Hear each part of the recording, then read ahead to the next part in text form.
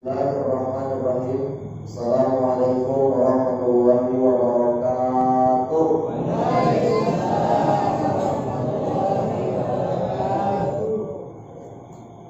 Alhamdulillah, alhamdulillahilladzi wa ilaikal mustaka wa antal musta'an. Ya Hanan, ya Manan.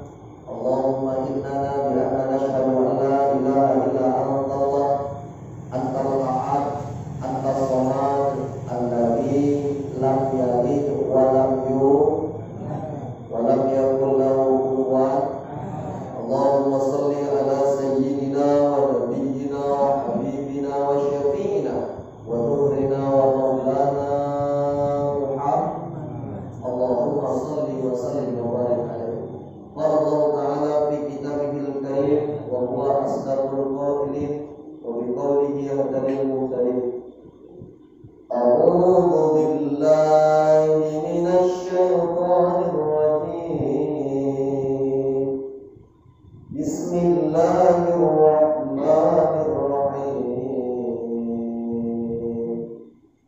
Laqad kana lakum fi rasulillahi uswatun hasanah liman kana yarjullaha wal yawmal akhir wa dzakarallaha katsiran. Shadaqallahu Sadaqallahu al-azim. Thumma sadaqallahu al-azim. Wa nahnu ala dzalika minasy syahidin wa syakirin. Walhamdulillahi rabbil alamin. Yang saya hormati segenap pengurus DKM Masjid Baitur Rahman.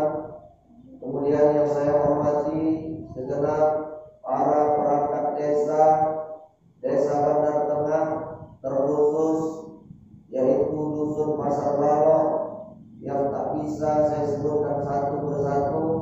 Kemudian orang-orang tua saya, bapak-bapak kita, Pak Namanik, Pak Purba, Pak Sinaga, semua warga sini, mudah-mudahan semua kita masuk surga.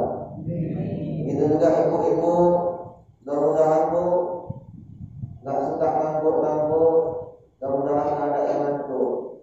Karena ibu-ibu ini mudah-mudahan kalau ramai kawan-kawan, sanak saudara diajak ke masjid mendengarkan pengajian, insya Allah ibu-ibu ini nanti banyak yang masuk surga pertama sekali. Kenapa gitu Ustaz? Karena ibu-ibu anaknya banyak. Ibu-ibu banyak cakap. Kalau nggak banyak cakap berarti bukan ibu-ibu.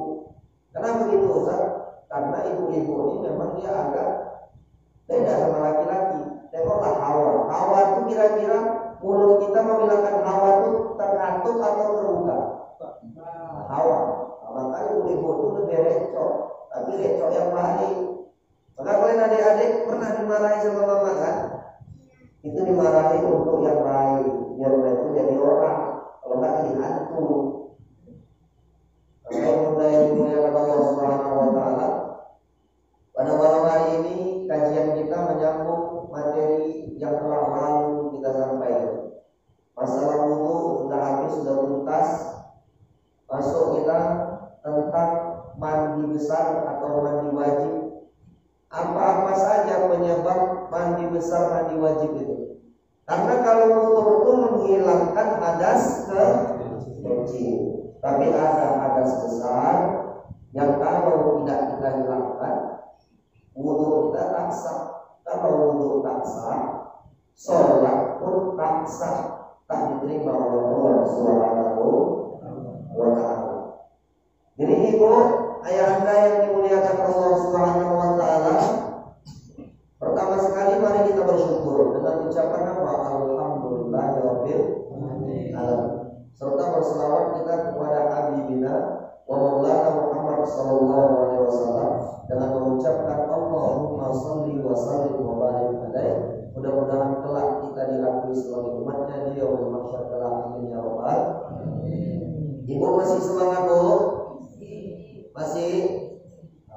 Ibu-ibu, mudah-mudahan ibu-ibu di sini ibu-ibu yang mengerti dan paham agama. Kalau ibu-ibu mengerti paham agama, ibu-ibu dengan gamblang mudah menyampaikan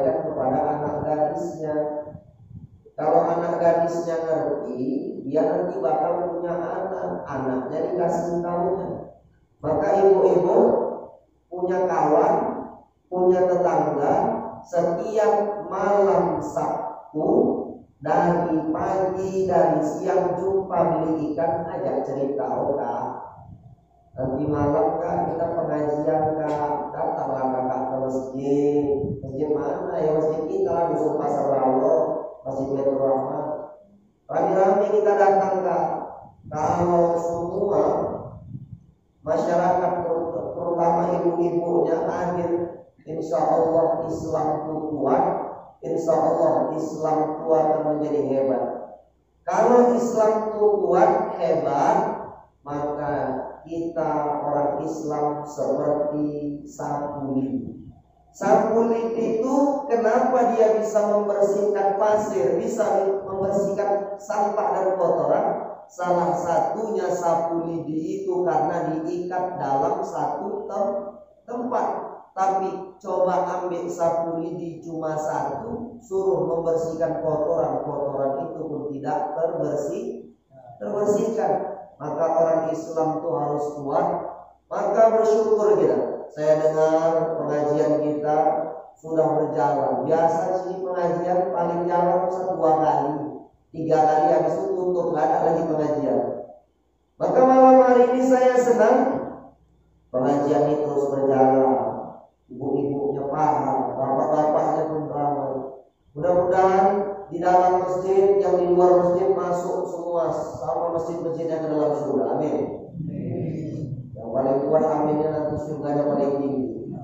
Apalagi yang masuk ke dalam surganya yang tinggi.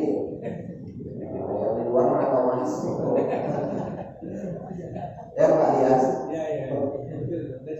Pak Bandi nggak bisa kuat lagi.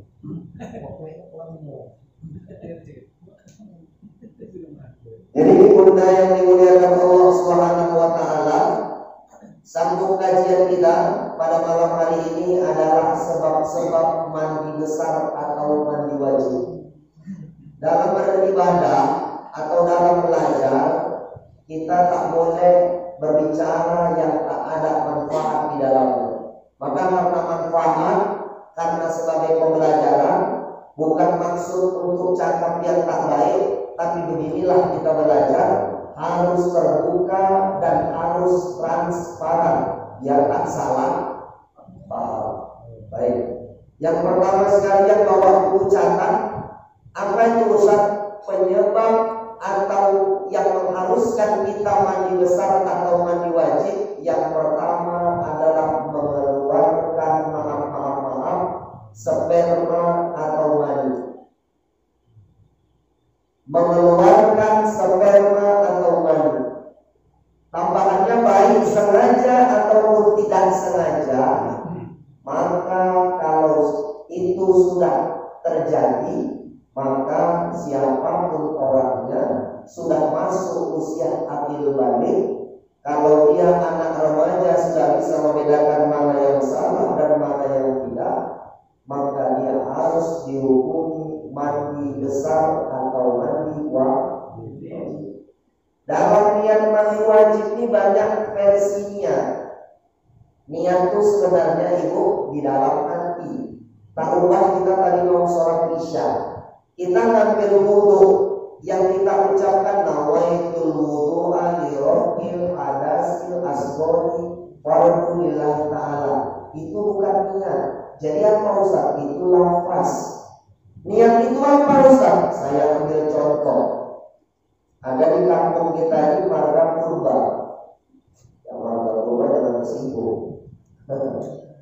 Jadi dia bilang purba, kata maknya, dia mah, coba kau belikan dulu mak pecal di depan simpang sana. Baik mak. Ketika dia mau jalan ke depan, dia ambil uang dari emaknya. Anak itu kira-kira niat nggak dia mau beli? Niat. Kenapa? Dengan diambilnya uang, dengan diengkolnya kereta. Kalau kereta itu pakai engkol, kalau nggak pakai engkol ya metik berarti. Tinggi dia ke depan, dengan dia jalan ke depan itulah niat. Ketika dia berucap, wah beli pecal, bu beli pecal, itulah lafaz dia beli. Jadi bapak dari rumah mau datang ke masjid itu niat. Ketika ngambil wudu, Bapak ucapkan itulah lafaz. Jadi Ustaz nggak baca nawaitul wudu'a, kita ngambil wudu saja, sah nggak Ustaz? Sah. Kenapa? Ada niat. Maka kalau kita puasa, kenapa malam itu kita diingatkan oleh Bilal, Inmusiyama rahimakumullah. Bacakan sama-sama. Gimana niatnya? Awal itu sama boleh menadai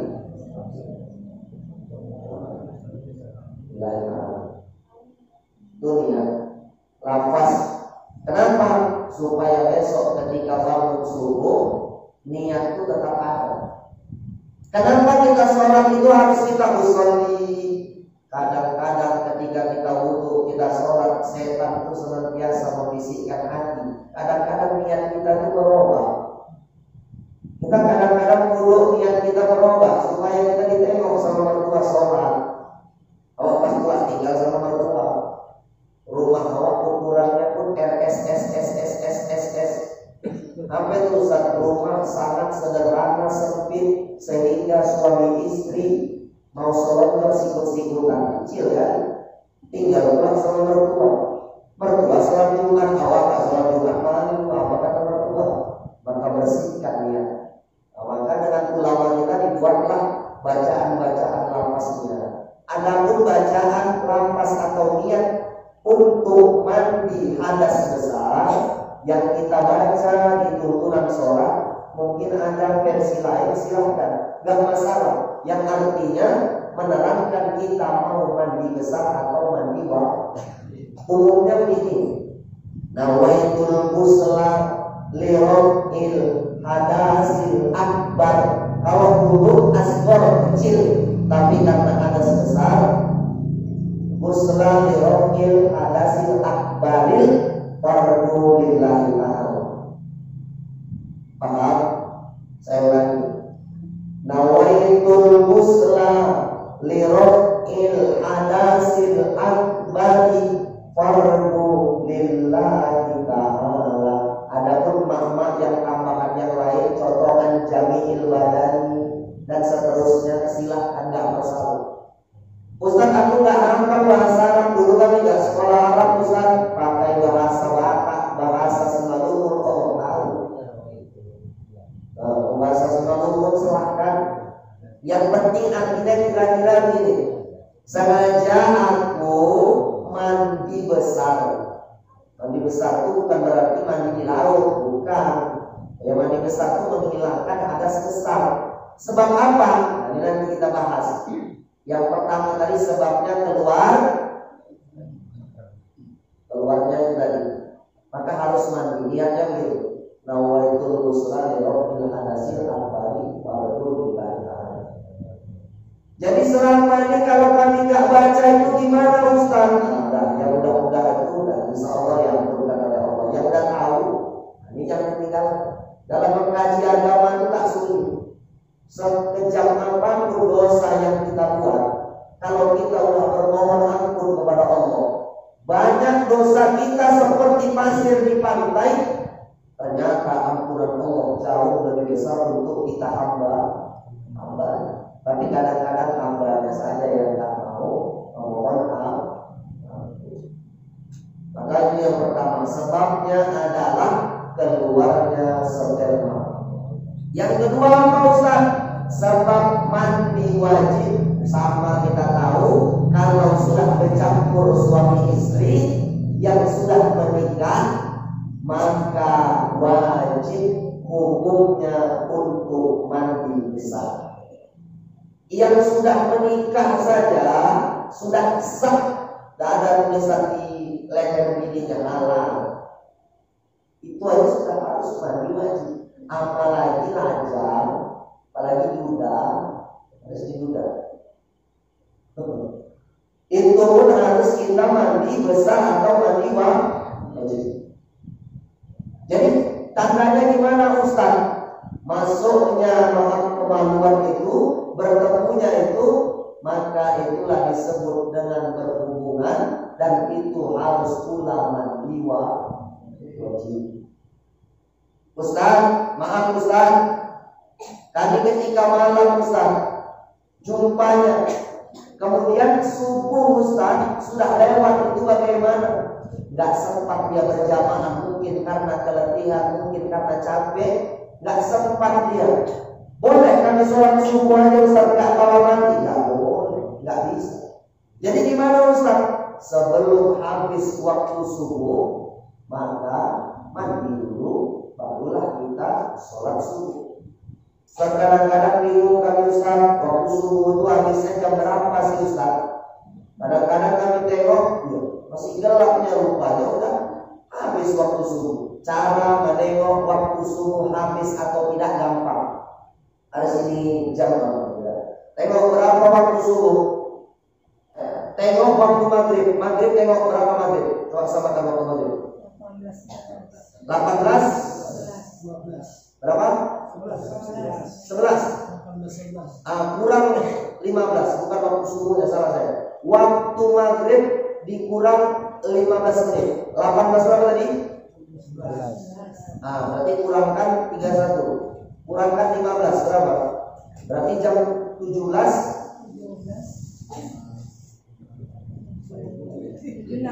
Berapa? Cara gampangnya begini. Itu jam 18.30 lah kita gini. Jam 6.30. Kurangkan 15 berarti jam 6.15. Kalau jam 6.15 habislah sudah waktu subuh. Caranya waktu maghrib dikurangkan 15 menit. Begitu kata Syekh Ali Jum'ah. Saya ulangi lagi. Waktu maghrib contoh 18.30 dikurang 15. Berarti jam 6.15. Tengok subuh kita, kalau sudah jam 6 lewat 15, waktu subuh sudah habis. Paham? Tapi kalau tadi waktu untuk untuk sholat isyraq, tengok juga waktu maghrib. Kalau maghribnya tadi pukul 18.30, maka sholat isyraq ibu sudah bisa. Sholat isyraq itu sholat apa Ustaz? Habis subuh, jangan dulu pulang, berzikir awal, matahari keluar naik, maka disitulah kita sholat isyraq. Pahalanya seperti haji dan umroh. Yang udah sholat, yang udah pernah melakukan, silahkan sholat. Ustaz, itu sholatnya jam berapa? Tengok, kalau maghribnya pukul 18.30, maghrib kita berapa itu tadi? 18.11. Ibu sholat isyraq sudah bisa pukul 6 pagi lewat 11 menit. Paham? Jadi cara menengok waktu subuh habis itu tengok dulu maghribnya. Setelah ditengok dapat maghribnya, rupanya maghrib pukul 18.30, kurang saja 15 menit. Hasilnya dapat, begitulah waktu subuh sudah habis. Jadi hari ini tadi waktu subuh kita kurang lebih, kalau misalnya kita maghrib tadi 18.30, berarti pukul 6 lewat 15 subuh di dusun Pasar Balo ini udah habis. Adapun orang yang lewat daripada itu namanya bukan sholat subuh. Jadi kalau kita maaf jam 2 malam, jangan pulang awak mandi. Kenapa Ustaz? Misalnya punya pula penyakit kedinginan, malah sakit besok, tak bisa ibadah, datang pula ke masjid. Jadi caranya gimana Ustaz? Maaf, ketika bapak datangi ibu, cukup ketika malam itu maaf, cuci saja, dan ketika itu tidur, boleh. Jadi ketika mau datang subuh, mandi. Boleh mandi berdua Ustaz? Boleh. Pernah Nabi buat itu? Pernah. Nabi bahkan mandi dengan istrinya dalam sebuah tempat, ditaruhkan gayung itu kepada istri. Orang istri-istri awak yang nggak boleh itu kan istri tetangga ya Pak. Tangkap wartawan ya Pak Dinas. Kalau istri sendiri boleh. Dua, jelas. Nah, saya harus jelas Ibu. Pak yang di luar jelas. Ojo buru-buru wae. Jelas kan? Yang ketiga yang menyebabkan kita harus mandi besar atau mandi wajib adalah untuk perempuan yang haid setiap bulannya. Ibu-ibu, kalau haid maka setelah haid jangan ditunda-tunda, jangan dilama-lamakan, segerakan untuk mandi besar atau mandi wajib. Ustaz, ini sering ada pertanyaan. Kami udah mandi Ustaz, rupanya keluar lagi Ustaz. Itu bagaimana Ustaz? Mandi lagi. Mandi lagi. Walaupun sikit Ustaz mandi. Kenapa? Lebih baik kita mengulang mandi daripada kita tak sah. Kalau tak sah mandinya, wudunya tak sah, sholatnya tak sah. Ustaz, jadi kalau lupa gimana Ustaz? Contoh bapak-bapak pikirnya dia tak ada buat macam-macam, tak ada yang datangi istrinya, rupanya sholat subuh dia sholat aja, pikir dia tak ada. Jadi gimana Ustaz? Kapan ingatnya? 2 hari yang akan datang baru ingat Ustaz. Mandilah. Jadi yang sebelum-sebelum itu ya untuk minta ampun dah sama Allah. Yang buat kita ingat tuh siapa? Allah. Yang buat kita lupa itu sama Allah. Tapi yang salah, dah ingatnya di 2 hari yang lalu. Tak semangat capek udah mandi. Itulah yang tak boleh. Tapi kalau ingat, paham? Ibu-ibu paham? Nah jadi untuk anak gadis ibu suruh mandi. Kemudian saya mau bilang pesan sama ibu-ibu punya anak gadis atau ibu sendiri, jangan sampai maaf darah itu bercecer-cecer ibu buang sembarangan. Darahnya gimana Ustaz? Dari dunia medis itu banyak kuman. Maka kenapa kalau ibu lagi merah, palang merah, bapak-bapak walaupun halal nggak boleh datang sama ibu. Kenapa? Banyak bakteri kuman. Makanya kenapa ada anak yang cacat, anak yang lahirnya nggak sempurna, maaf, di dunia barat orang itu tak kenal ajaran Islam. Jadi ketika palang merah digas lah, dihantam. Jadi bakteri itu bercampur sama sperma itu. Maka tengok anaknya kadang terbelah, wajahnya cacat, karena bakteri itu bercampur. Tak ubah ibu buat tape, banyak bakteri di dalam tape itu. Kira-kira tapenya manis menjadi atau busuk? Nah, kira-kira gitu. Makanya yang diajarkan di dalam Islam itu semuanya sudah sempurna. Cuman kadang-kadang orang ini mau melebihi apa yang sudah diajarkan di dalam Islam. Rasul itu nggak ada namanya terdaftar di fakultas kedokteran. Tapi kenapa dia bisa tahu? Itulah menandakan Islam ini bukan agama ecek-ecek, bukan agama buat-buatan, melainkan agama dari Allah Subhanahu. Maka ibu, anak gadis darah itu ada air keran yang mengalir, biar dipancurkan, mengalir dia masuk dia ke dalam comberan, mengalir. Jangan ibu, maaf sekarang ini kan gak macam emak-emak kita dulu. Kalau dulu kan pakai handuk, pakai kain, dicuci, dibersihkan, digantung, nanti dipakai. Kalau sekarang ini udah lengkap, udah canggih. Ada namanya pembalut. Siap pakai bisa buat macam anak-anak bayi pakai pampers. Pampers anak bayi adalah anak-anak orang, bukan anak-anak lagi. Untuk orang tua yang macam keanak-anakan. Kalau dulu dia datang, aku udah datang usianya masuk rentang peot, dia buang kotoran di tempat, buang air kecil di tempat. Ada pampersnya.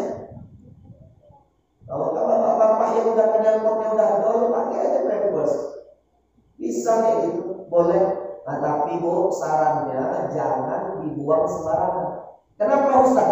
Jin itu suka dengan bau-bau darah-darah, apalagi anakku anak gadis. Maka jangan heran kenapa nanti gundurwo suka datang, jin-jin itu datang. Sebenarnya dalam Islam itu tak ada nama gundurwo itu tak ada jin yang ada. Cuman kita saja yang buat. Kuntilanak, kenapa harus ada kuntilanak? Kuntil bapak mana? Kan gitu. Ya kan? Kita saja yang membuat jin sebenarnya. Jin itu suka, kenapa? Itu kotor. Maka nggak heran kita kalau melahirkan kok payah, kok kadang-kadang macam diganggu. Dari gadisnya kotoran haidnya itu dibuang sembarangan, apalagi rumah masih hutan. Jin itu suka di tempat-tempat kotor. Maka jin itu salah satu tempat jin itu ada 3. Satu di antaranya kamar mandi. Gundurwo kata-kata. Ngomong gundurwo jangan nengok aku lah. Awak bilang gundurwo. Nah jadi ibunda yang dimuliakan Allah, tempat yang paling disukai jin kamar mandi.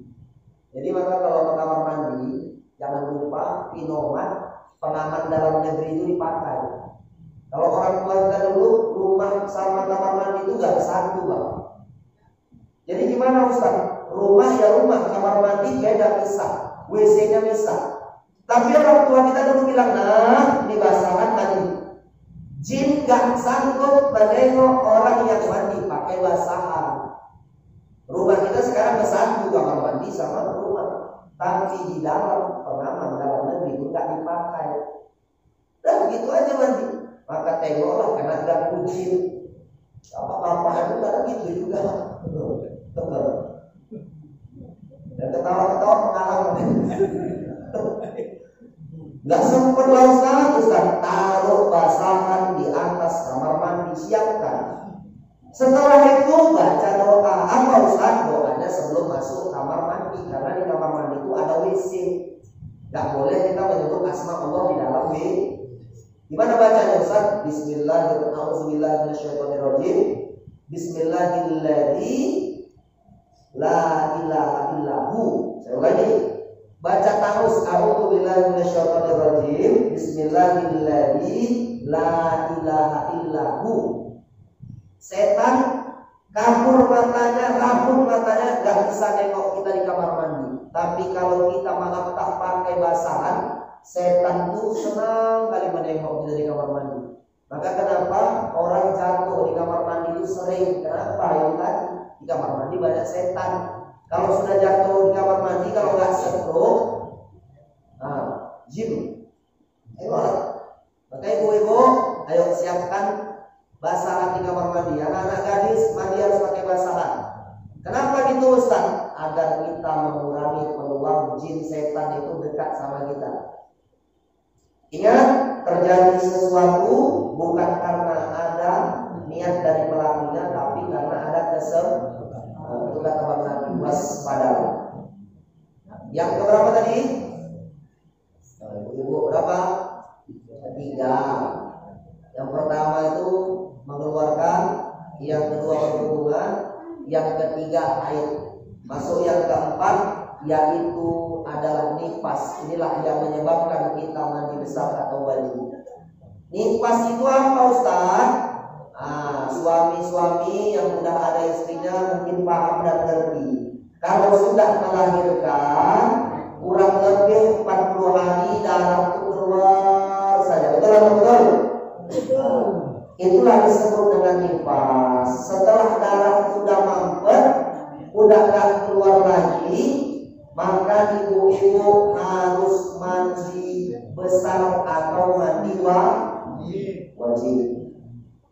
Dan gampang itu. Baru yang terakhir, yang kelima adalah melahirkan. Melahirkan di sini normal ataupun yang tak normal. Kalau nggak normal itu contohnya operasi cesar. Operasi cesar itu walaupun dia nggak normal seperti umumnya, dia tetap harus mandi besar atau mandi wajib. Jadi ibu-ibu untuk yang lahiran anaknya nggak normal, setiap melahirkan maka harus namanya mandi wajib atau mandi besar. Paham? Sudah kita bahas, sudah kita jabarkan yang menyebabkan mandi besar atau mandi wajib. Sekarang tutorial cara melakukan mandi wajib itu sendiri. Semangat masih ibu-ibu? 3 orang. Semangat Bu? Bapak-bapak semangat?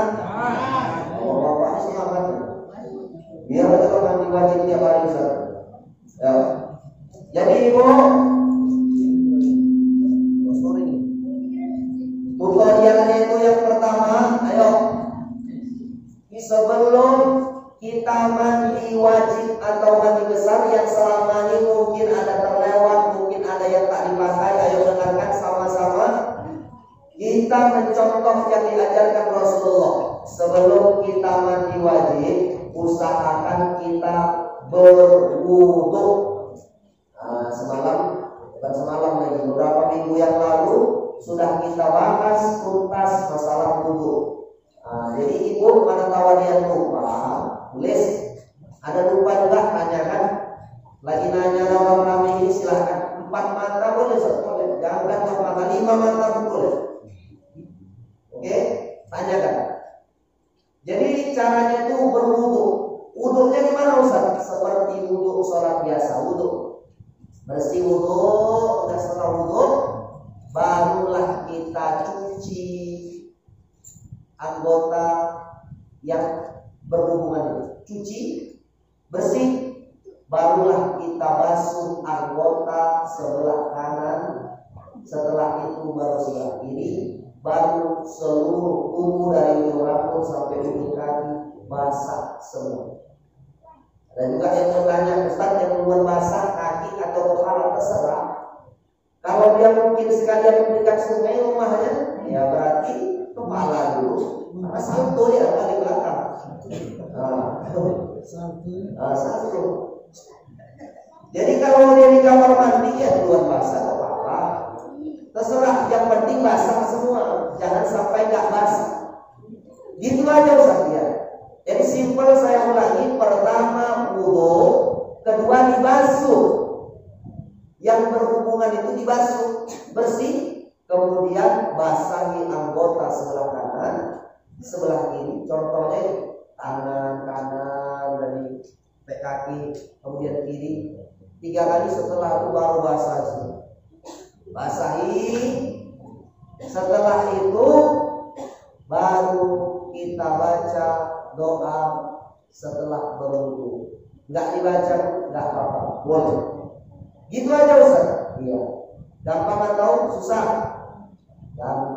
Tapi kadang-kadang kita banyak yang lalai, banyak yang lupa, sehingga kita nggak bisa membersihkan kotoran-kotoran besar yang di dalam Islam harus kita bersihkan. Jadi ada pertanyaan itu, Ustaz. Contohnya Ustaz, kami mimpi basah Ustaz. Mimpi basahnya ini pas malam Ustaz, kurang lebih jam-jam 1. Rupanya Ustaz, sebelum subuh aku datangi istri.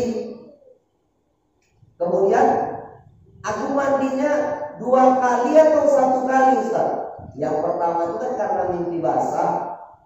Yang kedua itu karena mendatangi istri. Mandinya cukup 1 kali atau 2 kali? Jadi saya tanya sama bapak, kira-kira mandinya 2 kali atau 1 kali? Sambil saya menunggu, saya minum dulu ya Pak. Reklami. Bismillahirrahmanirrahim. Jadi jawabannya 2 atau 1? 1. Jangan salah kaprah. Begitu juga ibu-ibu, misalnya bapak datang dari waktu isya itu sampai subuh kan lama nih. Misalnya jam isya 8, jam 8, 9, 10, 11, 12, 1, 2, 3, 4. Ada sekitar 8 jam. Kira-kira jam 12 bapak datang, kemudian jam 3 datang. Cukup mandinya 1 kali kan? Gak perlu sampai 2 kali. Kadang ada pula orang bertanya 2 kali mandi dia. Gak ada yang mubazir. Maka disitulah perlunya kita belajar agama.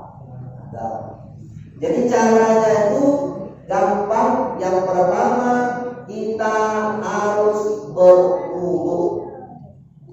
Setelah berwudu basuh.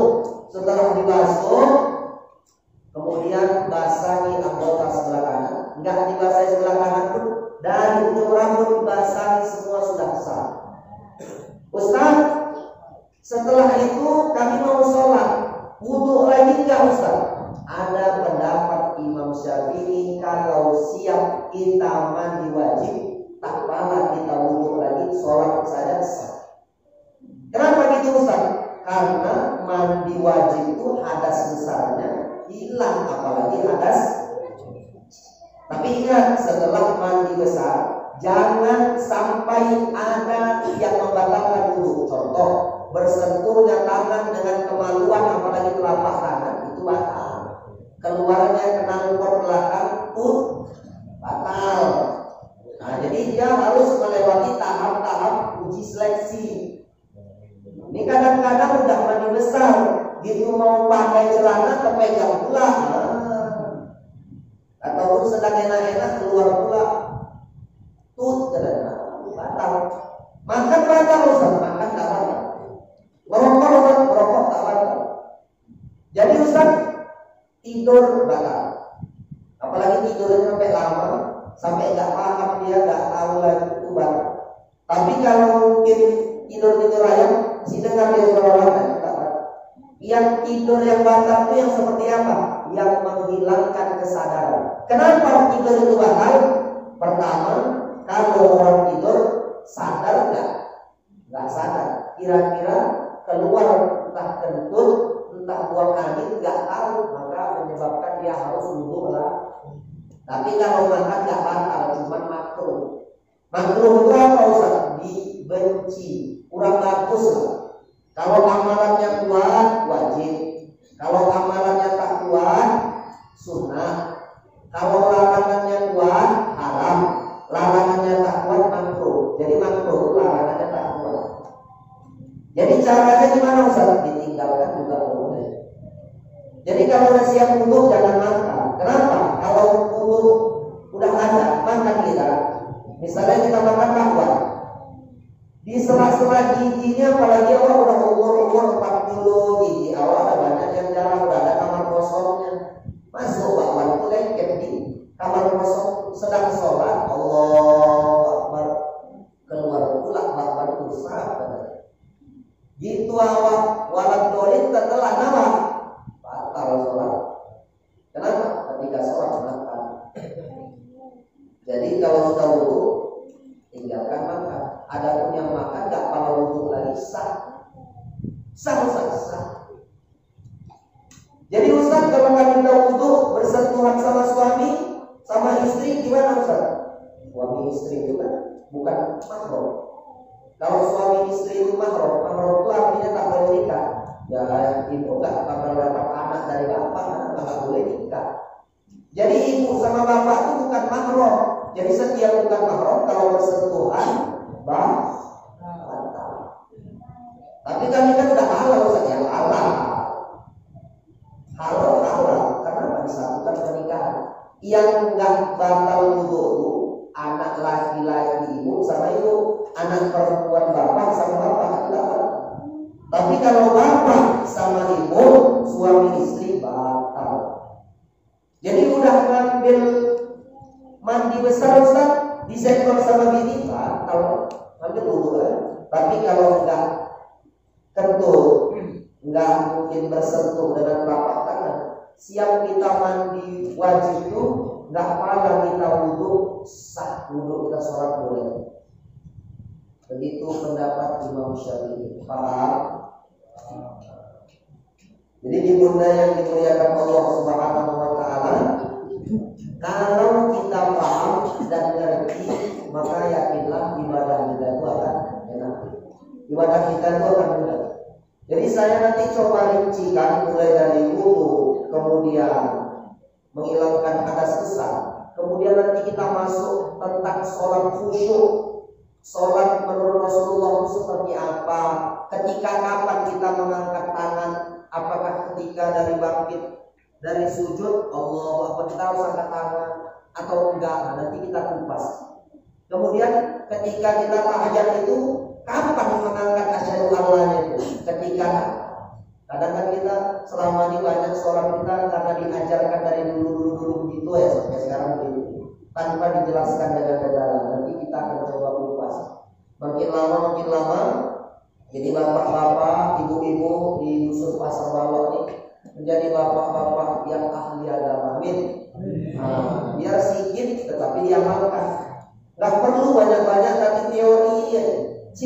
diamalkan, sedikit diamalkan, dan itu pula nanti yang akan menyelamatkan kita di hadapan Allah Subhanahu wa Ta'ala. Jadi ibunda, ayahanda, kira-kira ada yang kurang paham atau kurang jelas dari yang saya terangkan atau yang saya paparkan? Boleh kiranya yang di luar masuk ke dalam ataupun mau bertanya di dalam. Ibu-ibu ada yang kurang jelas bertanya, silakan. Kita buka sesi diskusi tanya jawab. Yang bisa saya jawab, saya jawab. Mudah-mudahan bermanfaat untuk kita semua. Nah, kami persilakan. Tema boleh tak? Boleh.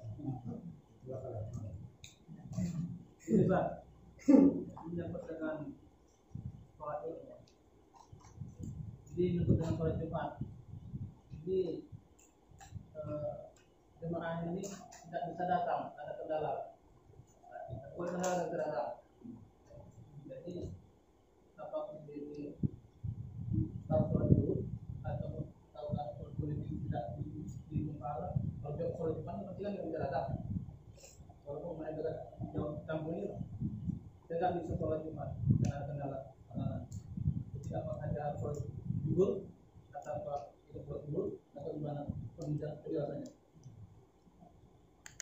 Apalagi kalau kita sholat Jumat itu adalah wajib untuk kaum laki-laki. Adapun yang tak bisa sholat Jumat, maka sholat Jumatnya gugur dan diganti dengan sholat zuhur. Contoh, waktu pertama sekali wabah corona ini melanda kita, itu hampir di tempat yang memang zona merah itu ditiadakan sholat Jumat dan mereka tidak hadir ke masjid. Jadi gimana Ustaz? Mereka mengganti sholat Jumat menjadi sholat zuhur. Tapi sholat Jumat wajib, lebih diutamakan keselamatan. Kita tinjau lagi orang ini nggak sholat Jumat itu sebab apa? Kerjaan. Kalau dia nggak kerja, kira-kira anak dia masih bisa makan ya? Kalau masih bisa makan, manfaatkan dulu untuk dia beribadah. Tapi kalau dia nggak kerja, anak dia, bini dia pun nggak makan, selamatkan dulu makan kita. Insya Allah ibadah itu menyusul. Itu benar. Dan ada pun orang yang tak sholat Jumat, dia mengganti sholat Jumat menjadi sholat zuhur. Sholat Jumat ini kan ada dua khutbah, kemudian sholat Jumat 2 rakaat. Khutbah 1, khutbah 2 rakaat. Jadinya berapa? Zuhur berapa rakaat? 4. Maka orang yang ketika datang ke masjid, contohnya dia ketinggalan khutbah 1, khutbah 2, dia nggak dengar. Dia cuma datang pas ketika sholat 2 rakaat. Dia datang. Jadi gimana Ustaz? Dia dihitung sah sholat Jumatnya, tapi pahalanya tentu beda dengan orang yang datang mendengarkan khutbah 1 dan khutbah 2. Terlebih ada orang yang datang mungkin ketiduran. Gitu datang orang udah salam terakhir. Dia nggak sempat rakaat 1, rakaat 2 nggak dapat dia. Tiba-tiba orang datang yang akhir udah mau salam. Gimana itu Ustaz? Itulah orang yang ada niat tapi nggak ada sholat. Ada niat nggak ada sholat, tapi ada sholat dapat niat. Maksudnya apa Ustaz? Ada sholat tapi nggak dapat. Maksudnya apa? Dia sholat Jumat tapi dapatnya sholat zuhur. Dia nggak sholat zuhur tapi dapat sholat zuhur. Itulah orang yang terlambat ketika sholat Jumat, maka berubah sholat itu menjadi sholat zuhur dan dia kerjakan harus Jadi jawaban tadi, kalau orang yang nggak sholat Jumat, dia sholat zuhur 4 rakaat. Adapun orang yang sholat Jumat tapi dia datang udah tahiyat terakhir, maka ketika imam Assalamualaikum warahmatullahi, Assalamualaikum warahmatullahi, dia mengerjakan 4. 1 sujud, ya kan? habis itu berdiri, baru tahiyat awal seperti sholat zuhur 4 rakaat gimana? Lakukan seperti itu. Itulah yang enggak ada niat tapi ada sholat. Namanya sholat Jumat, tapi dapat pahala sholat zuhur. Tapi saya pesankan Bapak, walaupun banyak kegiatan Bapak, sholat aja Jumat. Kenapa gitu? Karena kata Imam Syarwani itu ada 4 malam yang paling mulia. Yang pertama itu malam kelahiran Rasulullah. 2 minggu yang lalu kita peringati di Masjid Baitur Rahman. Itu malam paling mulia. Yang kedua malam Isra Mi'raj. Itu malam sungguh penuh bahagia. Diabadikan indah dalam Al-Quran surah Al-Isra. Subhanalladzi asra bi 'abdihi lailam minal masjidil haram ilal masjidil aqsa. Lailam itu lailun, malam. Maka malam yang paling mulia setelah kelahiran Rasul adalah malam Isra Mi'raj. Bayangkan coba, berangkat malam sebelum sholat subuh, tempat tidur Nabi itu masih panas lagi dalam sejarah. Kalau kira-kira Pak Sapi duduk di sini, kemudian begini, kira-kira tempat duduk Pak Sapi ini dingin atau panas? Panas, artinya baru saja ada yang menduduki. Agaknya Rasulullah itu cepat. Kenapa begitu cepat Ustaz? Karena jarak Masjidil Haram itu kalau kita berangkat ke Mekah, ke Ka'bah, itulah Masjidil Haram. Masjidil Aqsa di Palestina jaraknya kurang lebih 1.500 km. 1.500 km jarak Masjidil Haram ke Masjidil Aqsa. Rupanya Rasul naik buruk. Buruk itu dalam surah Al-Baqarah ayatnya sering dibunyikan di masjid ini. Yang kadul barku yahtabu absarum, hampir-hampir kilat. Barku itu artinya kilat. Saya tanya, kilat itu kalau menyambar lambat atau cepat? Cepat. Jadi kecepatan cahaya kurang lebih 300.000 km per detik. Jadi 300.000 km. Jarak antara Masjidil Haram ke Masjidil Aqsa 1.500. 1.500 dengan 300.000 km itu per detik, masih banyak lebih 300.000. Maka nggak heran kita tempat tidur Nabi masih hangat. Bisa dia ke langit pertama, kedua sampai langit ketujuh. Maka malam itu malam mulia. Ketiga kata Imam Syarwani, malam yang paling baik itu adalah malam Lailatul Qadar. Apa itu malam Lailatul Qadar? Malam turunnya Al-Qur'an. Jadi kalau bahasa kita ulang tahun Al-Quran turun pada malam Lailatul Qadar, dan itu hanya ada di bulan puasa bulan Ramadan, dan itu hanya ada pada umat Nabi Muhammad. Umur umat Nabi terdahulu kalau Bapak baca sejarah Nabi umurnya ratusan tahun. Umur kita 60 tahun udah sakit kanker ataupun kantong kering ataupun rambut jauh, basundokan, asam urat, asam lambung, gula basah, gula kuring. Penyakit sekarang opak-opak Pak Iris. Tapi orang kanker ganas, kanker Cina. Kalau dulu tahu sakit meninggal, sakit perut. Sekarang penyakit opak-opak. Umat Nabi Muhammad umur 60 udah jalan payah. Tambah lagi dikasih makan kambing, habis kumerot bibirnya. Kenapa Ustaz? Tapi dengan adanya bulan Ramadan, Allah katakan di dalam Al-Quran, apa itu bunyinya?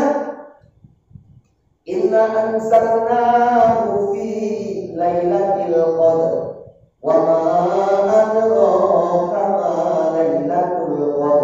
Apakah itu malam Lailatul Qadar? Allah menjawabnya, Lailatul Qadri khairum min alfi syahr.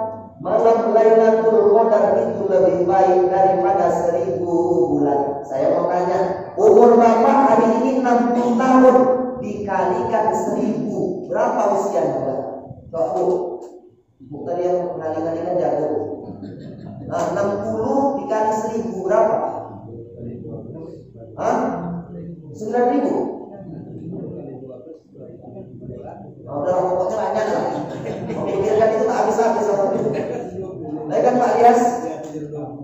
Kemudian saya mau bilang umur Nabi Muhammad walaupun 60 udah kena diabetes jantung terus, tapi umur kita sudah setara dengan umat-umat Nabi terdahulu. Kenapa? Dengan adanya malam Lailatul.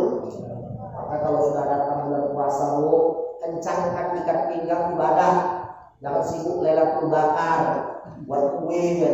Yang gosong-gosong dikasihkan sama suami Pak Lias.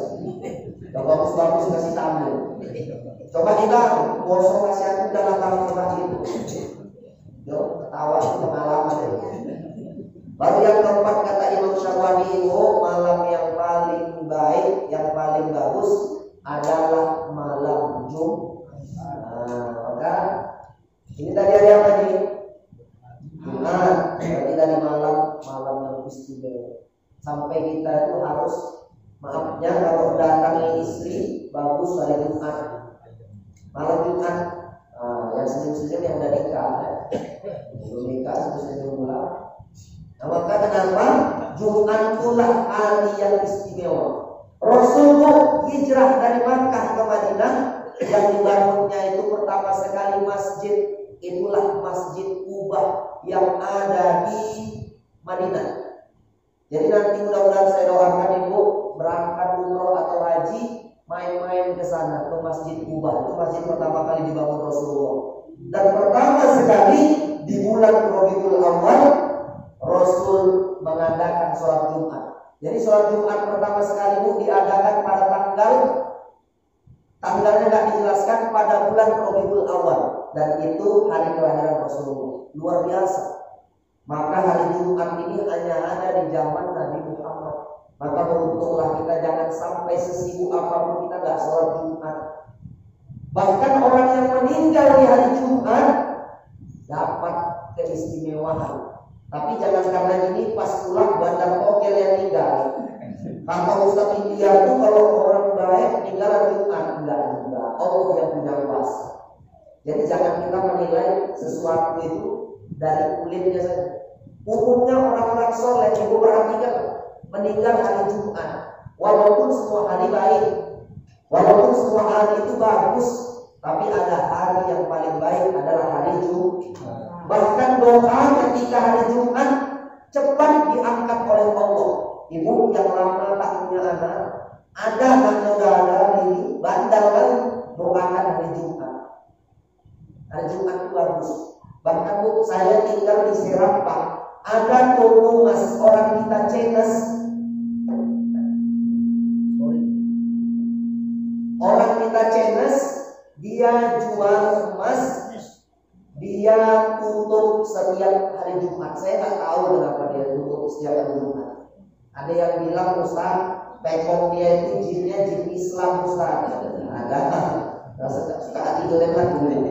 Mau pekongnya Islam, mungkin datuknya ngelarang Ustaz hari Jumat karena bawa rezekinya hari Jumat. Itu orang non Muslim loh.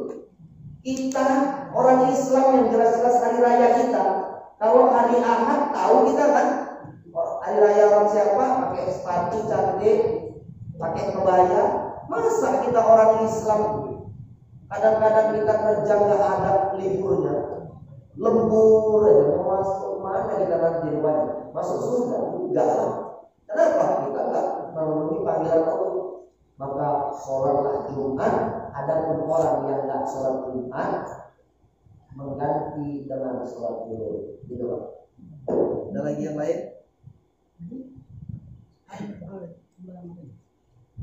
Bayar Jumat ya?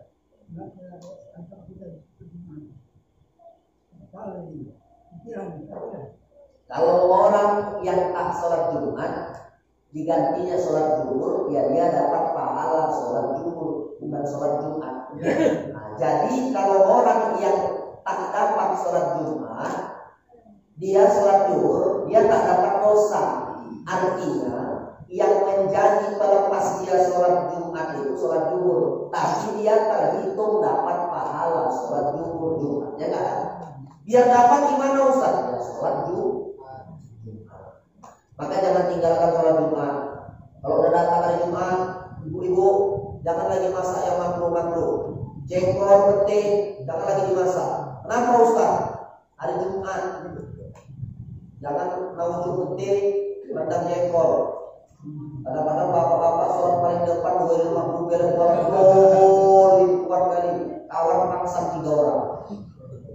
Jadi gitu. Ada lain yang mau bertanya? Ini Pak Ustaz, Ya Bu. kalau orang lagi haid, katanya nggak boleh masuk masjid. Karena bilang di teras pun nggak boleh. Jadi, mana hukumnya? Orang haid tak boleh enam. Tengok, ingat, orang haid tak boleh enam. Bawa Quran, pegang Quran, baca Quran, tawaf, rukun haji ada 6. Yang nggak boleh itu cuma tawaf. Tawaf itu keliling Ka'bah, nggak boleh. Puasa, sholat, ada berapa 6? Lain daripada itu boleh. Adapun yang di masjid itu kan berkaitan sama sholat. Nah, jadi kenapa masjid itu tempat suci? Makanya orang kita batas suci. Kenapa dia nggak boleh? Khawatir, apalagi darah itu sampai keluar. Itu najis. Sebenarnya ada ulama kita tak boleh di masjid, pantal. Nanti darah itu keluar. Ada orang mau jalan ke masjid, terpijak pulang bekas dia duduk. Dia sholat dengan najis. Masuk ulang dengan sajadah, terpijak, terkeset di sajadah. Berapa banyak hari ini orang yang tak sah sholatnya karena ada najis. Jadi Ustaz, boleh dia dengarkan? Boleh, tapi jangan masuk di dalam masjid. Kenapa? Menghindari. Hari ini pemerintah mengumumkan jangan kerumunan, jangan ramai-ramai orang. Kira-kira dengan situasi seperti itu, kita makin kerumunan atau kita tidak? Tidak, kita patuhi. Kenapa? Ya meskipun kita kerumunan kadang-kadang ya kalau nggak ada virusnya ya nggak akan kena, kan gitu. Nah, jadi itu ada ungkapan seperti itu supaya kita mewanti-wanti, menjaga-jaga. Kalau cuma di teras saja, kalau bisa menjamin memang tak tempat boleh. Tapi yang tak boleh masuk di tempat yang disolat. Teras pun kadang-kadang disolati. Apa itu Ustaz? Kalau sudah masuk hari besar seperti Idul Adha sama Idul. Jadi kalau memang dia haid, dengarkan dari rumah dapat pahala. Haid bentar aja kok, 4 hari, 5 hari. Haid ini kan nggak sama. Ada yang cepat, ada yang lama. Habis dia bisa datang ke masjid dan insya Allah dapat pahala. Tak boleh kena. Salah satunya sholat, puasa apalagi. Mau puasa sehebat apapun, mau sholat tahajud yang lain, nggak boleh. Tapi kalau bapak-bapak nggak ada alasan, bapak-bapak nggak ada yang lain. Ada bapak-bapak yang lain orang suka serbalok. Kalau ada bu kita belikan mukena warna pink. Ada gitu. Ada lagi yang lain? Ada Pak Ustaz. Masya Allah. Ini tentang tadi Ustaz bercerita tentang lafaz niat. Ya. Jadi kalau kita melaksanakan sholat itu kapan jatuhnya? Jarum niat itu ketika kapan Ustaz? Ketika kita bertakbir, maka disebut dengan takbiratul ihram. Takbir Allahu Akbar. Ihram yang diharamkan. Apa yang diharamkan Ustaz? Mengingat tentang dunia dan seisinya. Fokus kepada Allah. Bapak-bapak kalau waktu muda main bola di lapangan, fokus bapak satu. Apa itu? Memasukkan bola ke dalam gawang. Gak ada pikirkan bini udah rumah makan belum ya? Tak bola. Maka sholat pun juga seperti itu. Yang kita fokuskan adalah Allah. Jadi kita ingat di sekeliling kita boleh, tapi nggak boleh melarikan kita kepada Allah. Jadi ketika takbir, niat kita disitulah jatuh. Allahu Akbar, Allah Maha Besar. Yang lain kecil, jabatan yang tubuhnya kecil, tanah lebar kecil, rumah kontrakku kecil, semuanya kecil. Yang besar hanya Allah. Jadi ketika kita sholat, ada kita usolli fardul isya'i arba'a raka'atin. Kalau jadi imam, imaman. Kalau jadi makmum, makmuman. Itu lafaz. Niat kita di dalam hati, ya Allah, aku sholat menghadap kepadamu, hanya menyembah kepadamu. Ketika Allahu Akbar, jatuhlah. Maka Allahu Akbar itu diajarkan guru-guru kita, sama lafaznya sama mulut kita. Allahu Akbar. Bar itulah jatuh niat kita. Jangan ingat-ingat lagi perkara yang ada selain kita menyembah kepada Allah. Maka ketika sholat itu, di dalam hadis qudsi kita membaca Al-Fatihah, Allah menjawab doa-doa kita. Alhamdulillahirabbil alamin. Allah menjawab kita. Makanya kita membaca itu pelan-pelan, kita pahami. Cara agar sholat itu masuk, sebenarnya ini kajian yang akan datang, pertemuan-pertemuan nanti. Tapi nggak apa-apa, saya kasih bocoran biar supaya semangat ya Pak Damani. Jadi salah satunya kita pahami bacaan-bacaan yang kita baca. Nggak usah diterjemahkan, tapi dipahami. Kalau diterjemahkan, alhamdulillahirabbil alamin. Segala puji bagi Allah Tuhan semesta alam, Ar-Rahmanir Rahim, yang Maha Pengasih lagi Maha Penyayang. Dipahami saja bahwa ngomong keagungannya besar, maka begitu dipahami. Ya, yang lain di luar yang mau tanya, kalau masalah tentang apa tadi, mandi besar tadi itu lebih bagus. Ada yang mungkin kira-kira undang-undang yang ditanyakan kira-kira menjadi suatu ilmu, itu lebih bagus. Nah, nggak apa-apa tuh ibu kan yang nanya tadi, cuma ibu itu satu. Nggak usah malu-malu Bu. Itu aja. Ada lagi Pak Marli ada nanya, biasa nanya. Tuh Pak. Ya Pak. Bapak di luar, Pak Sumito nggak ada.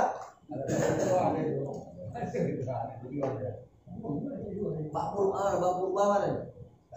Nggak datang ya? Kurang sehat. Kita doakan mudah-mudahan yang kurang sehat-sehat. Amin. Ibu nggak ada nih. Kalau nggak ada kita tutup nih sama doa.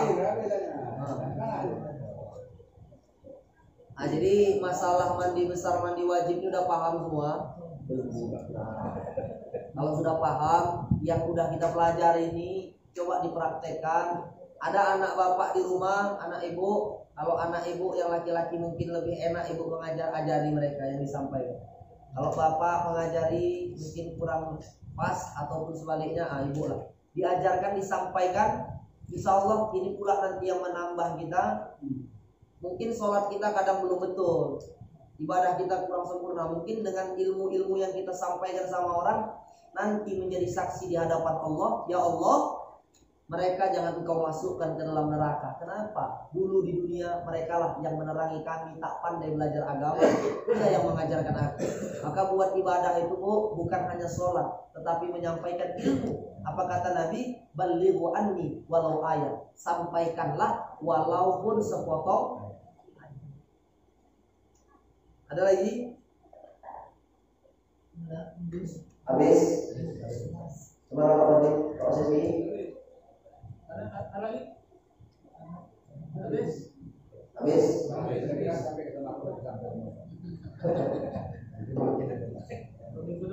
Ya, tadi saya mulai jam 9 ya. Ya jam 9 tadi kan? Ya, jam 8. Ya, sekarang sudah masuk jam 9 lewat pas berarti ya 1 jam.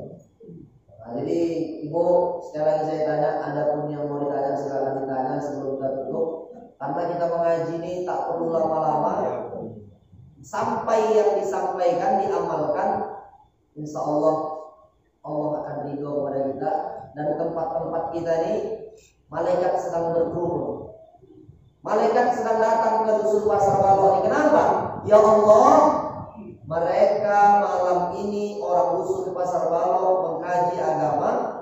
Kami senang ya Allah, nama-nama bapak-bapak, ibu-ibu, anak-anak yang hadir dicatat oleh malaikat. Datang malaikat naik ke langit dan melaporkan kepada Allah. Maka ibu jangan sungkan untuk datang ke majelis zikir, ke tempat-tempat kajian agama. Cuma satu di antara 3 tempat setan selain di kamar mandi, kedua adalah tempat-tempat seperti ini. Majelis zikir macam ini setan senang. Kenapa Ustaz? Karena setan di tempat majelis zikir dia menabur paku. Ditabur paku sama setan, maka orang kita menyebutnya 01. Aku ngetes saya. Jadi ibu, setan itu menabur paku. Ada yang tak betah di Masjid Baitur Rahmani, berarti dia kena paku. Ya aku bilang kena aja kena paku setan. Tapi saya tengok dari ujung-ujung nggak ada yang ngantuk, nggak ada yang pulang, berarti nggak kena setan tuh paku, betul? Mudah-mudahan nggak ada yang kena paku ya. Kalau kena paku lagi nggak tahu lah. Pokoknya nggak ada kena paku setan. Jadi Ibu, mudah-mudahan untuk malam-malam yang selanjutnya 2 minggu yang akan datang lebih ramai lagi kan. Ajak orang-orang lagi, kalau bisa satu kampung nih datang semua sini. Semua datang semua. Nanti rumah kami hilang Ustaz. Ada yang jaga, ada yang jaga. Tak satu rumah itu nomor ada yang jaga. Insyaallah aman. Nanti pergi pula semua masjid. Orang itu setiap malam Sabtu nggak ada di rumah. Ada pula nyenter-nyenter ninja kan. Hilang pula kulkas aja. Udah Ibu, yang di luar kata lagi mau bertanya nih. Mantap, Masya Allah. Dah. Ada? Ada? Masih ada kesempatan ya? Lanjut. Ini nak coba kata itu tadi. Oke Bu, Bapak semuanya, ayo kita tundukkan kepala. Kita istighfar kepada Allah, yang tahu ikuti saya. Ayo. Astaghfirullah.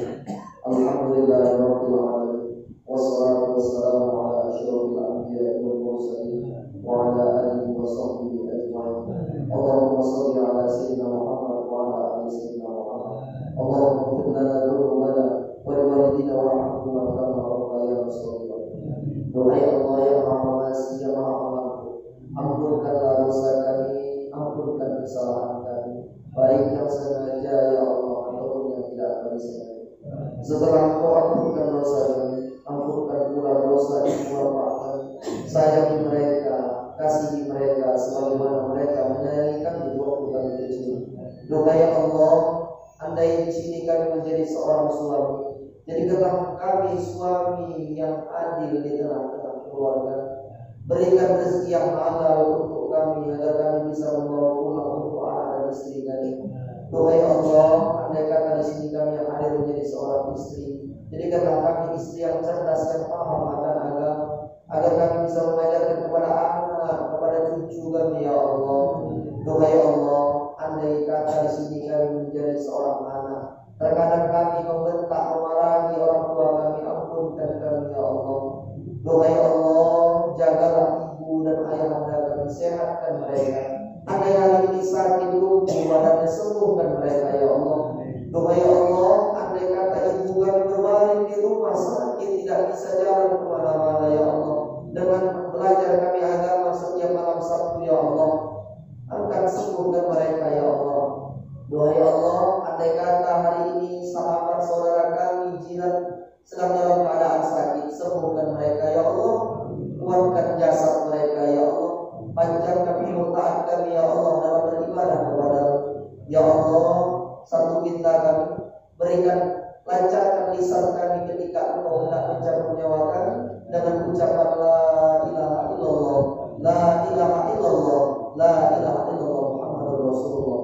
Rabbana atina fid dunya hasanah wa fil akhirati hasanah wa qina adzabannar wa qina adzabannar walhamdulillahi rabbil alamin. Allahumma shalli ala sayyidina wa nabiyyina wa habibina wa syafi'ina wa nurina wa maulana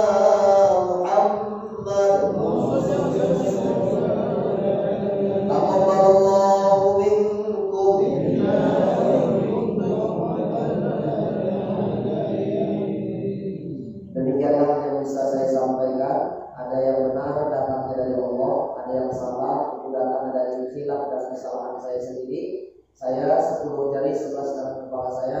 Mohon maaf kepada ibu dan bapak jamaah semua, dimaafkan. Amin ya rabbal alamin. Akhirul kalam, kita berjumpa pada pertemuan yang akan datang. Insyaallah saya doakan sehat-sehat ayah-ayah, ibu-ibu semuanya. Amin. Makin ganteng, makin cantik, rezekinya makin bertambah. Disehatkan selalu. Akhirul kalam. Assalamualaikum warahmatullahi wabarakatuh.